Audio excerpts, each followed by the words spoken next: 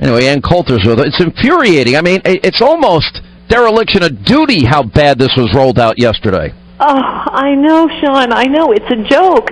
And sad. First of all, I don't understand why no one in Congress understands the free market. We constantly have this ratchet effect where Democrats are in office, they push through massive socialist schemes, and then Republicans come in with a Republican House, Republican Senate, Republican President, and what do?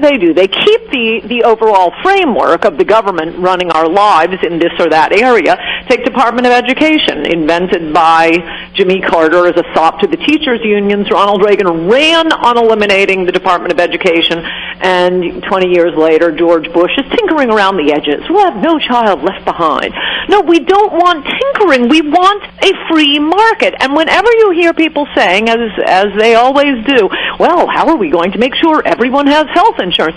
Okay, for most of the last century, Soviet Union couldn't clothe its people, couldn't feed its people. Here in America, we totally solved the everyone be clothed problem. Everyone have shoes. Everyone have food. In fact, an infinite variety of food, even of something like orange juice. That is, as I wrote in a column recently, Russian President Yeltsin walked through a supermarket in Austin, Texas, and was blown away by the orange juice aisle. How did we do that, Sean? We did that through the free market, not by the government saying, well, if you're going to make orange juice, we have a series of mandates for you, and we're going to have the State Orange Juice Commission tell you that it has to have a spout and an easy pour spout, and only pure orange juice. You can't mix in mango juice. Please, just give us a free market in health insurance. Yes, there are people who will not be able to afford that health insurance, or they either because they're irresponsible, or they're not making enough money, or they're young people, or because they just drew a bad lottery ticket in life. Okay, that's probably at most 3% of the country. Let's say it's something wild like 7%, 10%. That doesn't mean you deprive the other 300 million of us of being able to buy health insurance on the free market. And I would also add, we already have a model of this here in America, not only with car insurance, that's sold on the free market, that cute little gecko commercial. Number two, Obamacare, thank heaven for the Establishment Clause, was forced to give waivers to Christian groups who provide something they're not allowed to call insurance, but it's insurance.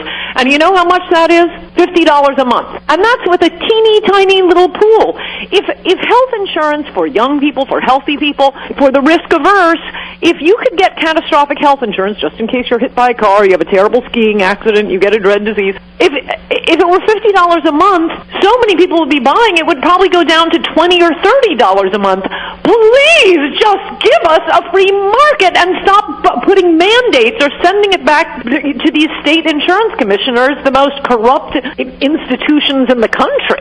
Could you imagine, and meanwhile, all of this, I'm being told there's a consensus bill being scored by the CBO. And then I put on, let's see, Dave Bratt and Jim Jordan and Mark Meadows and Louis Gohmert and then Marsha Blackburn, and I put on Rand Paul, other people, and they all say, nope, we're hearing this is in it, this is in it, this is in it, this is in it. Then I go and I write people, and I'm like, guys, they're not on board, and they have enough votes to kill it. I'm like, why aren't you talking together? Could you imagine if they actually had gotten in a room, they put together a bill that everybody agreed on and supported. Nobody gets everything they want. That's the way bills are written. But at the end of the day, it was on the principles you just described. Simple, basic, fundamental, conservative, free market principles.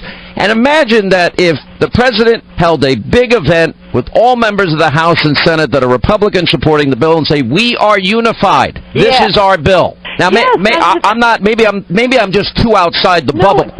I mean, there are complications, but not for 90% of the American people. If you could make 90% of us happy, wouldn't you do it? You could do it in a single sentence in the bill. There shall be a free market in health insurance, period. The rest of the bill is all dealing with Medicaid, with trial lawyers, with laws that require hospitals to treat anyone who walks in.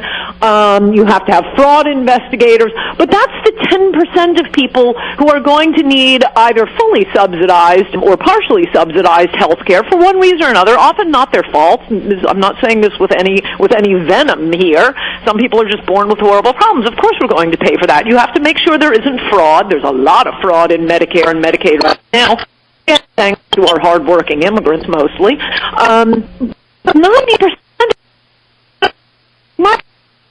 I write people, I'm like, guys, they're not on board, and they have enough votes to kill it. I'm like, why aren't you talking together? Could you imagine if they actually had gotten in a room, they put together a bill that everybody agreed on and supported. Nobody gets everything they want. That's the way bills are written. But at the end of the day, it was on the principles you just described. Simple, basic, fundamental, conservative, free market principles. And imagine that if the president held a big event with all members of the House and Senate. Let us buy it on the free market. It is the most baffling thing. I always feel like I'm talking to, an old Soviet woman circa 1985 explaining how bread will get to the market.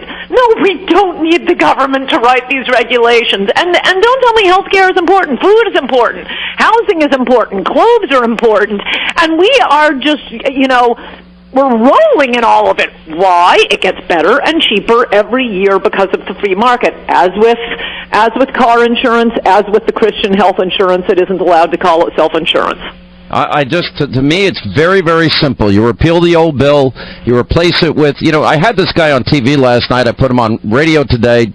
Josh Umber is his name, and he's a great guy. He has the very type of what you call cooperative that you're discussing. $10 a month for kids, $50 a month for adults, all the medical care testing you want, and he negotiated directly with the pharmaceutical companies, and he has 90% reductions in what you would pay at Walmart. Oh yeah. Just sell it on a free market. Let pharmaceutical companies compete for the businesses. No, it's magic, the free market. I don't understand why Republicans don't understand it. I am glad to see Rand Paul. He seems to have imbibed well from his father, Ron Paul. He appears to be the only one who grasps the concept of the free market, which, again, solves the problem of health insurance as it has solved the problem of clothing ourselves and buying food. It solves it for 90% of the people. You don't screw 300 million people because you have special cases with another 10 million. Well, I think at the end of the day, there's a way to get this right. And, Donald Trump is the great negotiator, and it looks like he's going to have to go in and clean up the mess that Congress created. Well, what's frustrating about that is Donald Trump is one man. He's working on the wall. He's imposing the travel bans. You're He's right. bringing jobs back. He's just a whirlwind of activity. We have hundreds of Republicans in the United States Congress. They can't do this one thing because there are complicated portions to it. Again, the part that deals with the 10% of Americans who are incapable of being covered by insurance on the free market, either because they have some very expensive disease or they're just incapable. As Trump said, we don't let them die on the street. Don't worry, we never have. We have Medicaid, we have Medicare, we have veterans hospitals. All of that stuff needs to be fixed, but you don't wreck the free market for 90% of the public. Can you imagine if they had done this with food and clothes? And Coulter, I gotta tell you. Listen, we love having you. Come back often. When you're back up in New York, you did great on TV the other night. Thank you, as always, for being with us. Absolutely. Good to talk to you, Sean. Bye-bye.